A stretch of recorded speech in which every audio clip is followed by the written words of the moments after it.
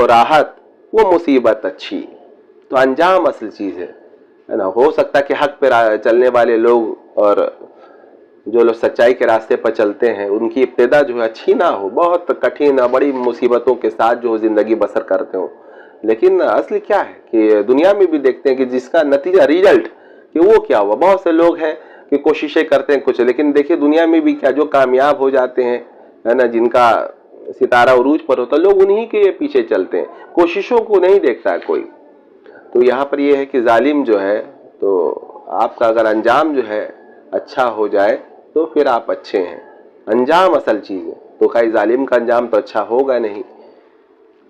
اس حکایت میں حضرت سعدی رحمت اللہ علیہ نے یہ نقطہ بیان کیا ہے کہ ظالم کے مقابلے میں مظلوم ہمیشہ فائدے میں رہتا ہے.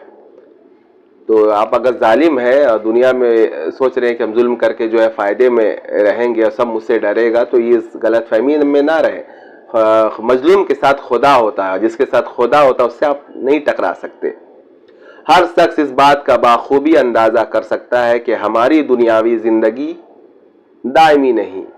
کوئی ظالم ہو یا مظلوم, اسے دنیا سے ایک دن رخصت ہونا پڑتا ہے. البتہ اس زندگی کے بعد جو زندگی شروع ہونے والی ہے وہ نہ ختم ہونے والی ہے, اور اس میں ظالم یہ توقع نہیں کر سکتا کہ اسے راحت اور عزت نصیب ہوگی, جبکہ مظلوم کے لیے تمام رسولوں نے یہ بشارت دی ہے کہ موت کا دروازہ پار کرتے ہی وہ اللہ کی رحمت کے سائے میں آ جاتا ہے.